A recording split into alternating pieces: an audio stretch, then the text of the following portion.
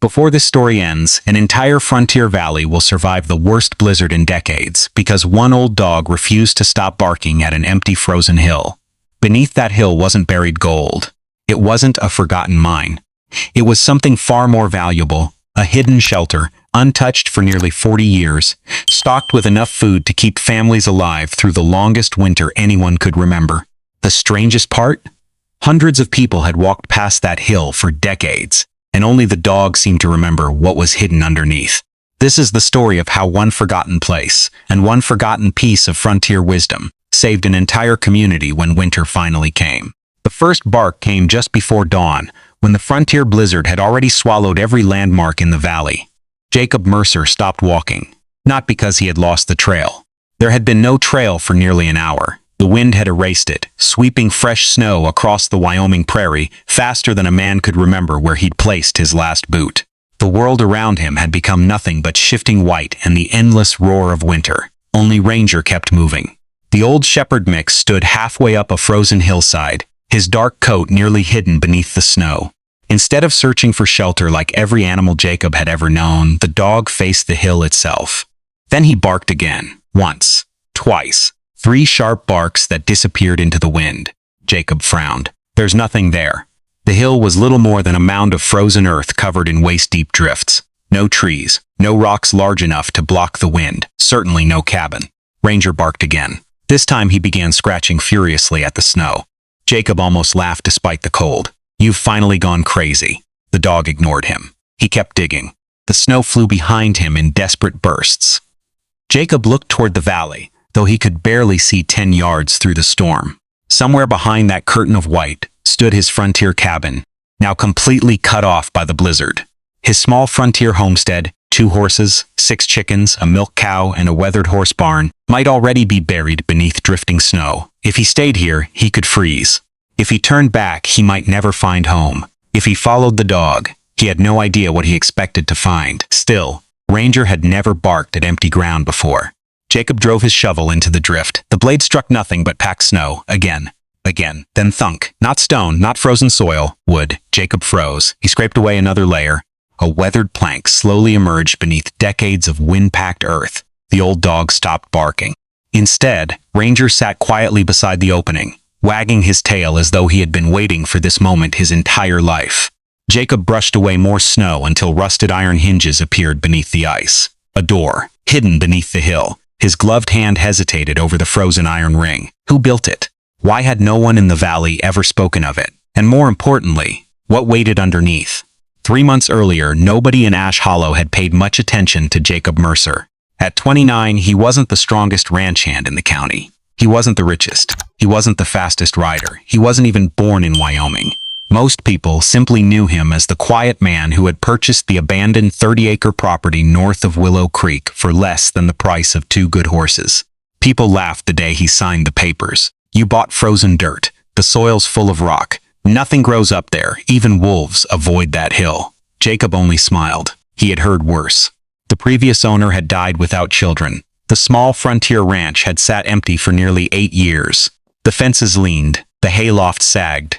Half the roof of the old barn had collapsed beneath an earlier winter. Every spring, meltwater carved new gullies across the pasture before disappearing into the rocky slope. Nobody wanted it.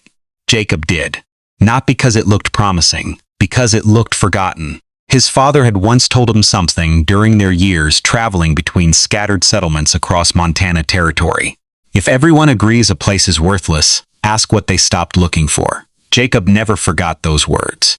So while his neighbors measured farmland by fertile acres, Jacob measured something else: wind, water, shade, stone. He spent his first weeks walking every inch of the property instead of repairing buildings. Every morning he carried nothing more than a notebook, a compass, and a length of twine. People noticed. What kind of farmer studies shadows? Planning to grow rocks. Even the men at the feed store chuckled whenever he entered. Jacob simply purchased nails, lamp oil, sacks of rye, and a few extra jars for food preservation before returning home without answering, because he wasn't searching for good soil. He was trying to understand the land. The old pioneers rarely defeated nature by force. Real pioneer survival began by watching before building. Jacob paid attention to where snow lingered longest beneath cedar trees. He noticed which parts of the hillside thawed last each spring. He marked every natural spring, every depression that collected rainwater, every patch where prairie grass stayed green longer than the rest. Slowly, the property began speaking.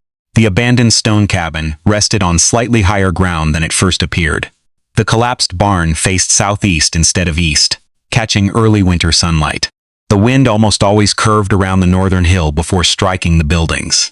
None of those details seemed important alone. Together, they formed a pattern. One evening, while repairing the broken fence beside the old homestead garden, Jacob uncovered something unusual: a weathered cedar stake buried beneath the soil. Unlike ordinary fence posts, this one had been carved with tiny directional marks: north, south, east, west. Someone had deliberately placed it there, decades earlier. But why? He searched the surrounding ground until sunset, yet found nothing else.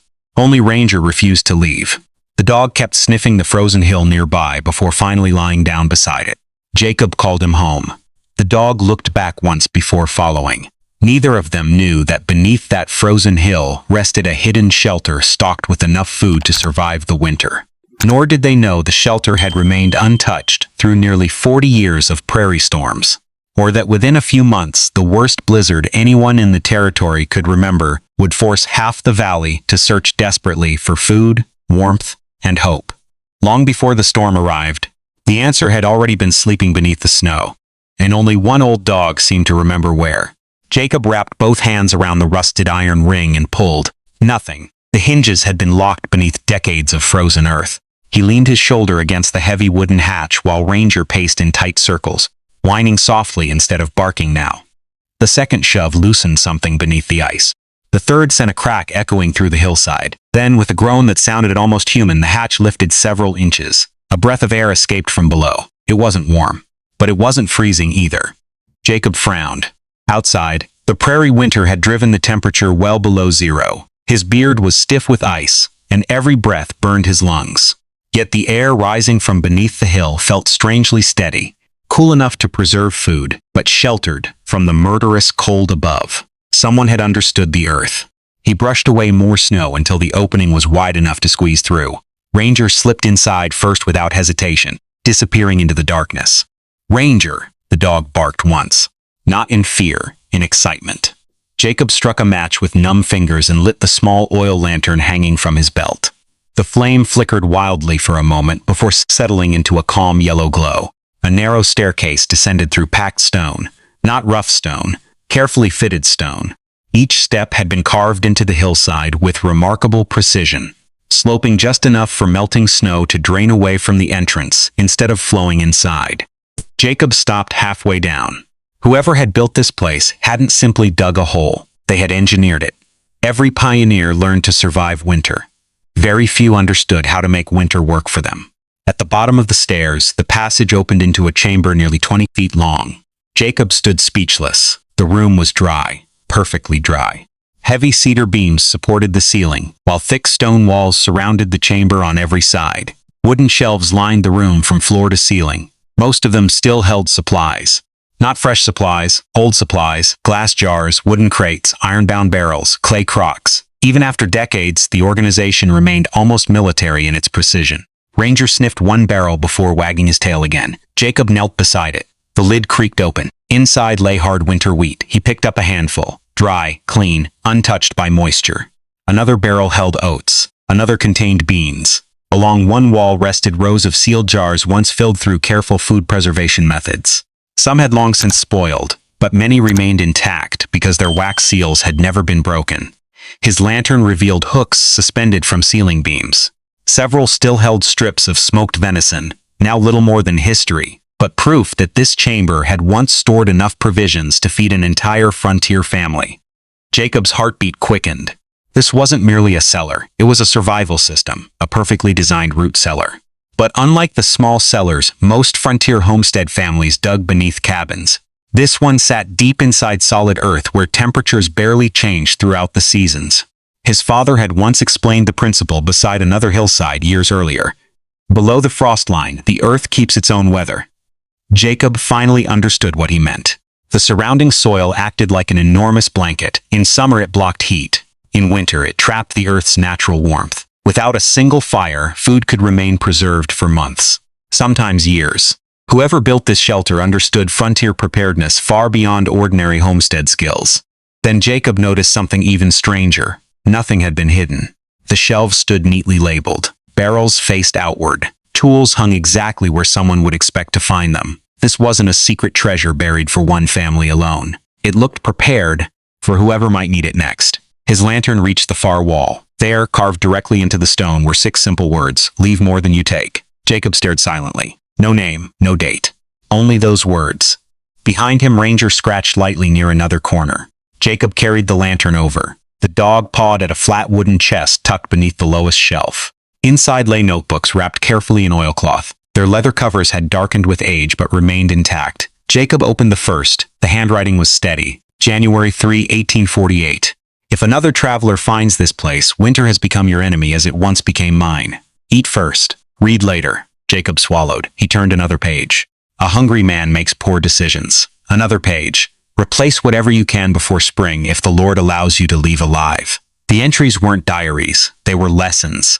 Whoever wrote them never described his own life. He described mistakes. He explained why grain spoiled if stored against damp stone. Why potatoes lasted longer packed inside dry sand. Why smoked meat should hang where air continued moving gently. Why barrels rested on wooden runners instead of directly against the floor. Each page taught another principle of frontier survival, rural survival, or winter survival, as though written by a patient teacher expecting future strangers rather than descendants. Jacob read until one sentence stopped him cold. The hill itself is the strongest wall you'll ever build. He looked upward instinctively. Nearly 12 feet of frozen earth covered the chamber. Above, the blizzard screamed across the prairie. Down here, only silence. Nature itself had become the shelter. He suddenly remembered every joke his neighbors had made. They measured survival by thicker cabins, bigger fireplaces, more firewood. This unknown pioneer had solved winter differently. Instead of fighting the cold, he stepped beneath it. Jacob carefully closed the notebook. He knew one thing with absolute certainty. This shelter had saved lives before. It would save lives again. But one question refused to leave his mind. If such extraordinary knowledge existed, why had an entire valley forgotten it? As Ranger curled peacefully beside the old grain barrels, Jacob lifted the second notebook. Unlike the first, its opening page contained only a single warning. If the wolves ever leave this hill, the next page had been torn out, and somewhere above them, buried beneath drifting snow, something heavy moved across the frozen ground. Jacob slept only a few hours, not because the underground chamber was uncomfortable, quite the opposite. Beneath 12 feet of frozen earth, the silence felt almost unnatural after the relentless howl of the prairie wind. The stone walls held a steady chill, the air remained dry, and the lantern flame barely trembled. It was unlike any frontier cabin or sod house he had ever entered. It was as though winter simply stopped at the door. Before dawn, Ranger stood and walked toward the shelves again. The old dog sniffed each aisle carefully before stopping beside a narrow gap between 2 grain barrels. Jacob lifted the lantern. Behind the barrels was another passage, not hidden with locks or traps, simply concealed well enough that anyone focused on the food would never notice it. He moved the barrels aside one at a time. Whoever built this place had placed each one on sturdy oak runners rather than directly on the stone floor. His father had once explained why. Wood breathes. Stone sweats. Even the smallest layer of air beneath a barrel helped prevent moisture from ruining stored grain. Another lesson. Another sign that this shelter had been built by someone who understood frontier survival far beyond ordinary experience. The narrow passage ended at a second chamber no larger than a pantry. Unlike the first room, this one contained almost no food. Instead, every wall was covered with shelves holding tools. Hand drills, draw knives, axes, spare lantern chimneys, bundles of dried herbs, needles, horse tack, replacement hinges, coils of hemp rope sealed inside waxed canvas. Even stacks of carefully folded wool blankets remained protected inside cedar chests. Jacob slowly turned in place. This wasn't merely emergency storage. It was an entire survival workshop. If the main chamber fed the body, this room preserved the ability to rebuild life after winter. He noticed small handwritten tags hanging from many shelves. Take only what winter demands. Repair before replacing. Leave the better tool. Those weren't rules. They were values. The kind passed quietly from one generation to another across the American frontier, long before anyone called them traditional skills. Jacob smiled despite himself. The unknown builder had never expected gratitude. only responsibility. As daylight finally filtered through the hatch above, Jacob climbed back onto the frozen hillside. The storm had weakened overnight. For the first time in 2 days, he could see across the valley. Snow covered everything. Fence lines had vanished. Only the roofs of scattered frontier homestead cabins interrupted the endless white. He turned back toward the hill. From outside, nothing looked unusual.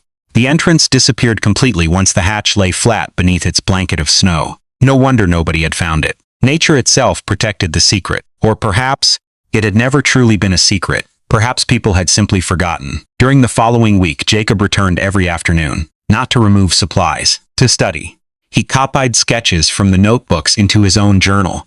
He measured the thickness of the walls. He traced every ventilation shaft. Only then did he discover the most brilliant part of the design. Fresh air entered through 2 narrow stone chimneys hidden among weathered cedar roots near the top of the hill. Warm, stale air escaped through another shaft lower on the opposite slope. The difference in elevation created a slow, constant airflow. No moving parts, no machinery, no fire, only physics. The shelter breathed. Jacob couldn't hide his admiration. This wasn't luck. This was engineering. Real pioneer survival wasn't about enduring hardship. It was about understanding nature well enough that hardship became smaller. He began applying the same thinking around his own property. Instead of stacking firewood directly against the cabin wall, he built a raised rack to keep moisture away. He improved his water storage barrels by moving them into the shade beside the old stone cabin. He reorganized grain inside sealed bins instead of leaving sacks on the barn floor. He expanded the family's small root cellar, separating apples from potatoes after learning how different crops released moisture. Little changes, almost invisible. Yet every improvement made the frontier homestead stronger. The neighbors noticed. At Miller's feed store, conversation stopped as Jacob entered carrying another notebook. Old Hank Dawson laughed first.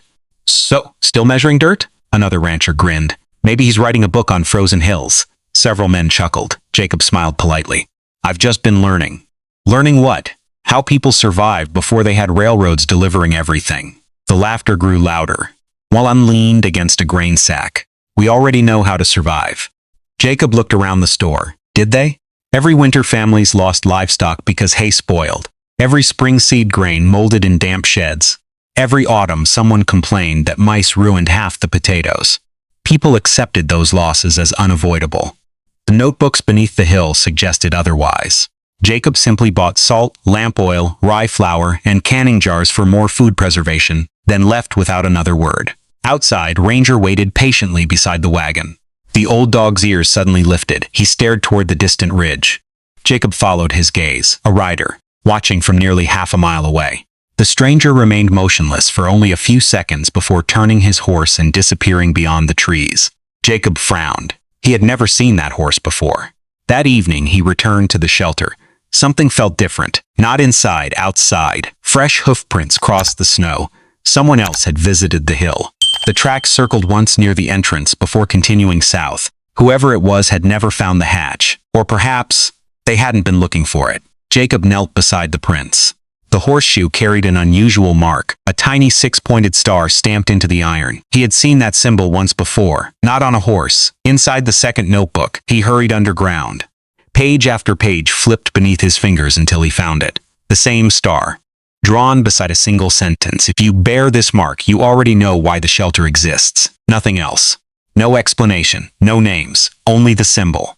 Jacob slowly closed the notebook. For the first time since finding the hill, he realized he wasn't uncovering an abandoned shelter. He was stepping into a story that had never truly ended. Somebody else knew this place existed. Somebody else had been here recently. And somewhere beyond the snowy ridges of Wyoming, the meaning of that 6-pointed star had survived long after the people who built the shelter had vanished.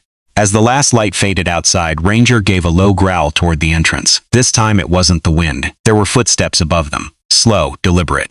And whoever stood on the frozen hill knew exactly where the hidden hatch was buried. The footsteps stopped directly above the hatch. Jacob extinguished the lantern. Darkness swallowed the chamber. Beside him, Ranger stood motionless. The old dog's growl faded into a low rumble deep in his chest. Not the sound he made when frightened, but when deciding whether someone was a threat. Jacob held his breath. Outside, the wind had nearly disappeared. For several long moments, nothing moved. Then came the dull scrape of a shovel pushing snow. Not wildly, not like someone searching. Slowly, confidently, as though the man above already knew exactly where the entrance lay. Jacob's hand tightened around the handle of his lantern. Whoever this stranger was, he wasn't wandering the prairie by accident. He knew about the shelter. A moment later, 3 deliberate knocks echoed through the wooden hatch, not random knocks. 3, then 2. A pattern. Jacob looked instinctively toward the notebook lying open on the table. Near the back, he remembered seeing a small sketch beside several pages of instructions. 3 short lines, 2 longer ones. He flipped quickly until he found it. Beneath the symbol was a single sentence. Friends knock 3 and 2. Jacob exhaled slowly. He climbed the stairs and lifted the hatch only a few inches. A white-bearded man stood outside with snow gathered across the shoulders of his buffalo coat. He appeared to be nearly 70, yet his eyes remained sharp beneath thick gray brows. The old man looked at Jacob for several seconds before speaking. "So, it finally found another keeper." Jacob frowned. "You know this place?" The old man smiled faintly. "I know the man who built it. His name was Elias Whitmore, or at least that was the name he gave." He refused Jacob's offer of coffee until Ranger walked over and rested his head against the old man's hand. Only then did Elias step inside. "I trust dogs more than introductions," he said quietly. As they descended into the shelter, Elias ran his fingertips across the stone walls almost affectionately. "My grandfather helped carry these rocks." Jacob stared at him. "This shelter is that old?" "Older." "Then why does no one in Ash Hollow know it exists?" Elias chuckled. "They used to." He removed his gloves and laid them neatly beside the workbench, until people stopped needing it. For the next 2 hours, Jacob listened without interrupting. 40 years earlier, before railroads reached the territory, brutal winters had isolated entire valleys for months. Supply wagons disappeared beneath snow. Livestock died. Families starved. Every frontier family understood that surviving winter depended less on courage than on preparation. Back then, several neighboring frontier homestead families worked together to build emergency shelters throughout the surrounding hills. Not for themselves alone, for strangers, for lost ranch hands, for travelers, for widows, for children. The shelters formed a quiet network stretching across hundreds of miles. No maps, no signs, only knowledge passed carefully from one trusted person to another. "They called them Mercy Hills," Elias said softly. "If you found one, someone expected you to live." Jacob looked slowly around the chamber. Suddenly every shelf made sense. Every barrel, every tool, every blanket. The shelter had never been built to hide supplies. It had been built to preserve hope. "So what happened?" Jacob finally asked. Elias sighed. "The railroad. When trains came, people believed winter had been defeated. General stores became larger. Freight wagons arrived more often. New settlers trusted schedules more than seasons. Old notebooks disappeared into attics. Children left for cities. The stories stopped being told. 1 generation later, the shelters became legends, then forgotten entirely." Jacob lowered his eyes. He suddenly understood something his father had tried to teach him years ago. Civilizations rarely lose knowledge overnight. They simply stop practicing it. For several weeks afterward, Elias returned often, not to command, to teach. He explained why the shelter entrance faced away from prevailing winter winds, why the ventilation shafts remained different heights, why grain lasted longer inside oak barrels than pine, why potatoes should never share storage with apples, why a proper root cellar depended more on humidity than temperature. Each lesson strengthened Jacob's understanding of true frontier survival, not dramatic heroics. Small decisions repeated faithfully. Meanwhile, Jacob quietly transformed his own frontier ranch. He rebuilt the hayloft with larger ventilation gaps to prevent damp hay from heating. He expanded rain-fed water storage before autumn. He planted hardy shrubs north of the barn to reduce drifting snow.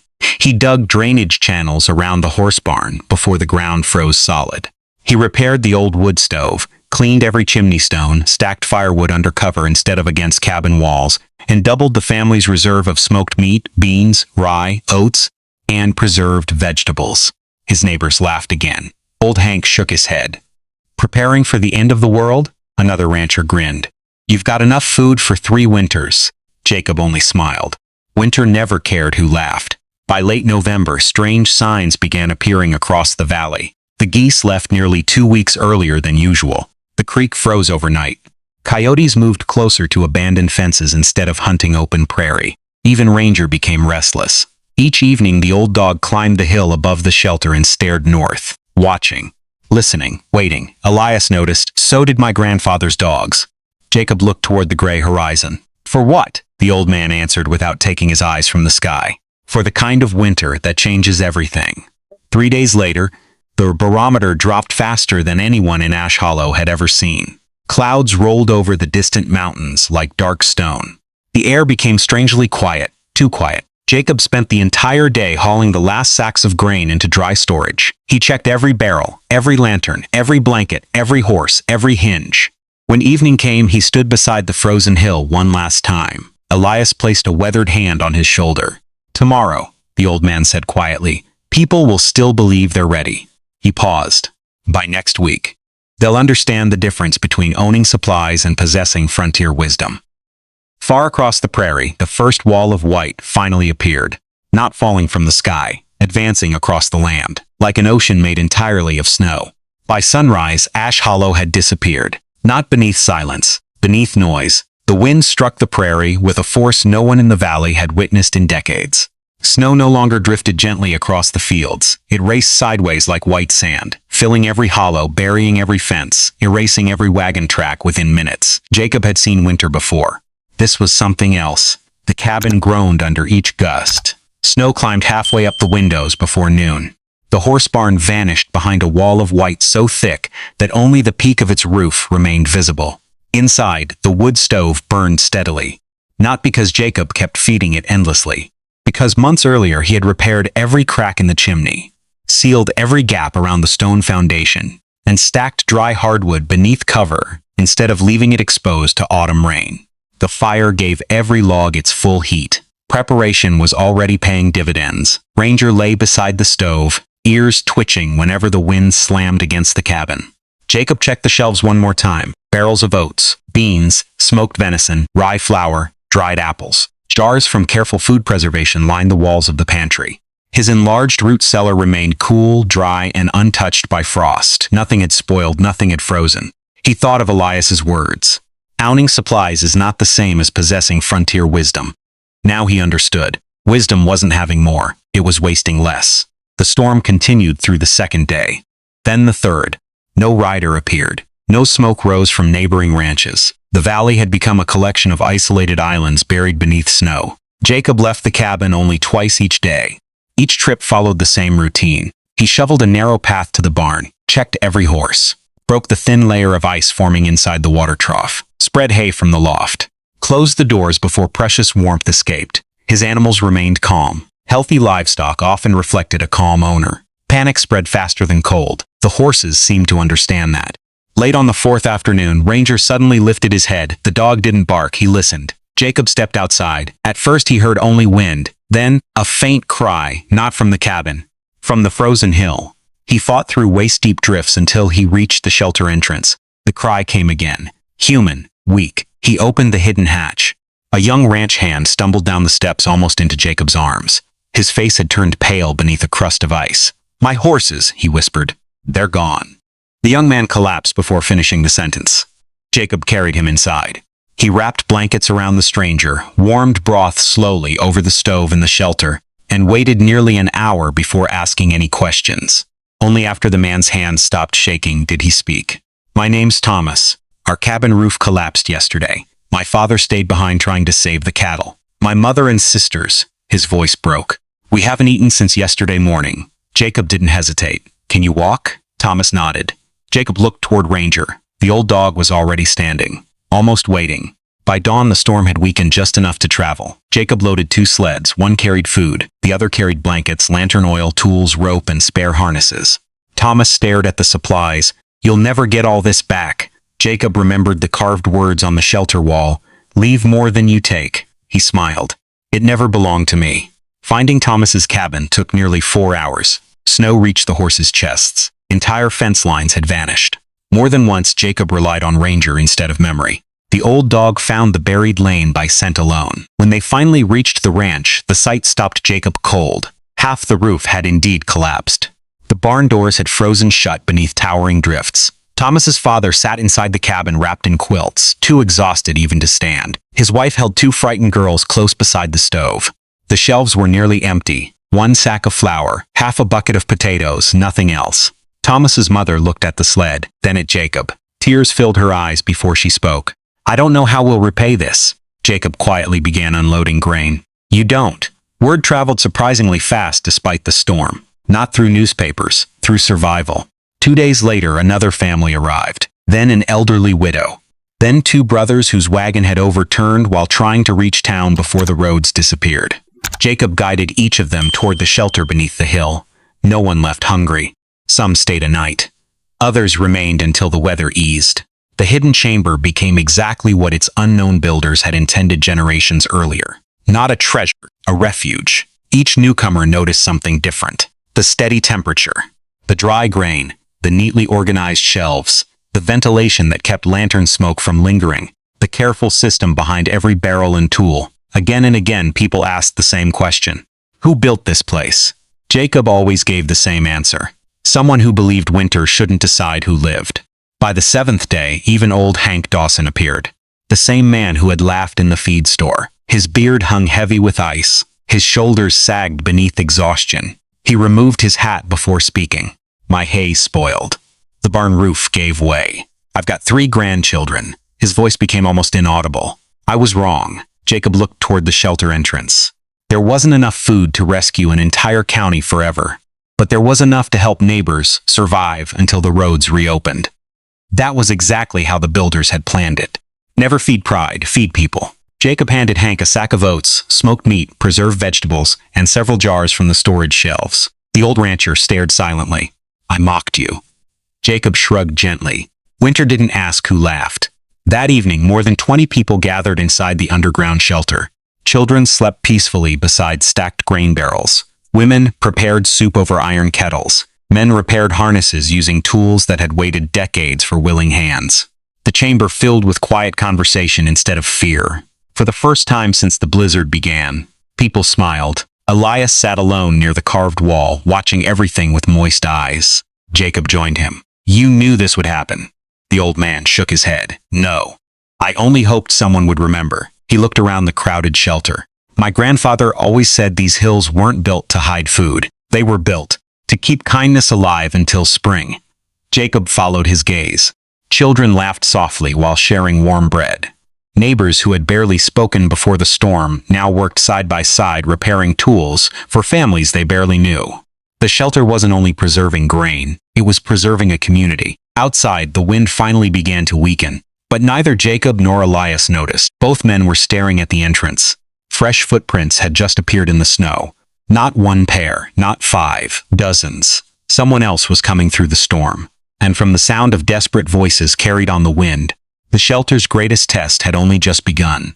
By the 10th day, the blizzard had finally spent its strength. The wind that had roared like a freight train across the prairie dwindled to little more than an occasional whisper slipping through the cedar trees.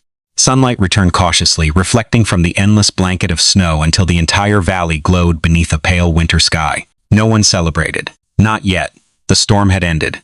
Its consequences had only begun. Jacob climbed to the top of the frozen hill just after sunrise.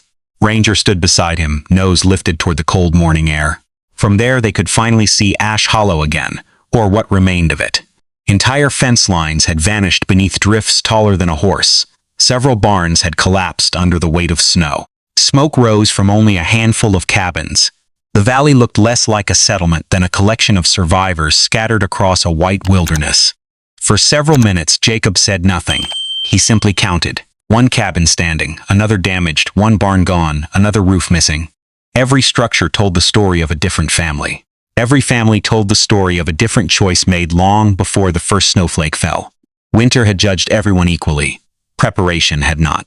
Over the following days, the hidden shelter remained busy. Not because food was running out, because hope was slowly returning. Each family contributed what little they still possessed. One widow mended torn blankets. A blacksmith repaired broken hinges using the shelter's old forge tools. Children stacked firewood. Young ranch hands cleared snow from ventilation shafts. Nobody was ordered to help. Nobody needed to be. The carved words on the stone wall had become more than advice. Leave more than you take. Without realizing it, everyone had begun living by them. Jacob watched as old Hank Dawson quietly replaced every sack of oats he had borrowed. Thomas returned with smoked rabbit after the weather cleared. The Miller family brought seed potatoes they had managed to save. Another rancher repaired shelves damaged by age instead of merely thanking Jacob. The shelter was no longer feeding strangers. It was teaching responsibility. That, Jacob realized, was the real genius of its builder. Food disappeared. Skills multiplied. Nearly 3 weeks after the storm, the first freight wagon finally reached Ash Hollow. Its driver stared in disbelief. "I thought everyone up here was dead." No one answered immediately. Instead, people simply continued unloading supplies, repairing fences, tending livestock, and clearing roads. Life had already begun again. The wagon carried flour, coffee, sugar, lamp oil, and newspapers from Cheyenne. The newspapers described the storm as one of the worst in Wyoming Territory's recent history.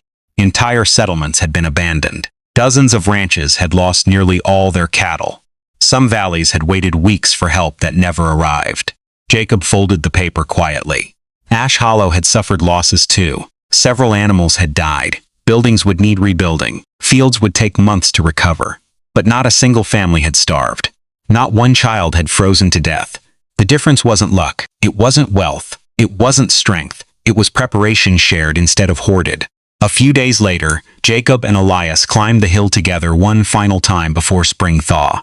The old man carried a weathered leather notebook beneath his arm. Without speaking, he handed it to Jacob. Inside were blank pages, nothing else. Jacob looked up. "What is this?" Elias smiled. "My grandfather filled the first notebooks. My father added a few pages. I wrote almost nothing." He looked toward the shelter hidden beneath their feet. "I thought the tradition had ended." Jacob slowly turned the empty pages. "They're blank. They're waiting. For what? For your mistakes." Jacob looked puzzled. Elias chuckled. The old journals were never written by men who believed they knew everything. They were written by men humble enough to admit what winter taught them. He placed one hand on Jacob's shoulder. "Knowledge survives only when someone bothers to write it down." That spring, while neighbors rebuilt cabins and repaired fences, Jacob began writing. Not stories about himself. Lessons. How much grain a family truly needed for one Wyoming winter. Which vegetables stored best inside a root cellar. How airflow protected stored food better than extra blankets. Why dry firewood mattered more than large firewood piles. How snow itself could insulate a buried shelter. Why a horse barn should never stand where drifting snow naturally gathered. How proper water storage, grain storage, and livestock care determined survival months before storms arrived. He recorded every success, every failure, every improvement. He hoped whoever opened the notebook 50 years later would become wiser than he had been. Exactly as the unknown builder had intended. Summer returned. Wildflowers replaced snowdrifts. The prairie turned green once more. Travelers passing through Ash Hollow began hearing unusual stories, not about buried treasure, not about a miraculous cave. They heard about a valley where neighbors survived the worst blizzard because one forgotten hill still remembered the old ways. Soon other ranches began building their own emergency shelters. Some dug deeper root cellars beneath stone foundations. Others expanded grain storage. Families learned traditional food preservation again. Children practiced old homestead skills beside grandparents who had nearly forgotten them. Across the frontier, quiet changes spread from one conversation to another. Nobody called it a movement. They simply called it common sense. The kind their grandparents once practiced every autumn without needing to explain why. Years later, visitors occasionally asked Jacob the same question. Was it the shelter that saved everyone? He always smiled before answering. No, the shelter only bought us time. What saved us was everything we did before we ever needed it. Then he would point toward the hill. Most visitors expected to see something extraordinary. Massive stone walls, hidden doors, ingenious machinery. Instead, they saw an ordinary grassy rise overlooking an ordinary ranch. Many left disappointed. They had been searching for a secret. Jacob knew better. There had never been one. The greatest lesson of frontier survival had always been painfully simple. Nature rarely rewards the strongest. It rewards the prepared. Long after Jacob Mercer was gone, another traveler would one day stand on that same hill during another brutal winter. Beside him, perhaps another faithful dog would stop, turn toward the frozen ground, and bark. The traveler would dig through the snow until his shovel struck weathered wood. He would descend into the quiet shelter below. There, he would find shelves carefully stocked once again. Tools hanging exactly where they belonged. Fresh grain, replacing old grain. Blankets folded neatly. A warm lantern waiting to be lit. And beside the entrance, carved into the same stone wall, he would read two familiar lines. Leave more than you take. Beneath those words, someone had added another sentence in smaller letters. Not for one family, not for one winter, but for every generation that would one day face its own storm. Frontier wisdom survives only when someone chooses to pass it on. Every frontier family had its own way of preparing for winter. Some buried root cellars beneath the cabin. Others stored grain in lofts, planted windbreaks, or preserved enough food to outlast a long season. What survival skill did your parents or grandparents teach you that people today are beginning to forget? Share it in the comments. Your story might become the wisdom that helps someone else weather their own storm. And if you enjoy these true-to-life frontier stories about frontier survival, forgotten homestead knowledge, and the timeless wisdom that helped ordinary people overcome extraordinary winters, please subscribe to Frontier Survival Wisdom. Every week, we uncover another remarkable story inspired by the resilience, ingenuity, and frontier wisdom that shaped life on the American frontier. If this story meant something to you, give it a like and share it with someone who values self-reliance, traditional skills, and the enduring spirit of the frontier. You never know whose life might be changed by a lesson passed from one generation to the next. Until our next journey, stay prepared, stay curious, and remember, nature doesn't reward the strongest. It rewards the prepared.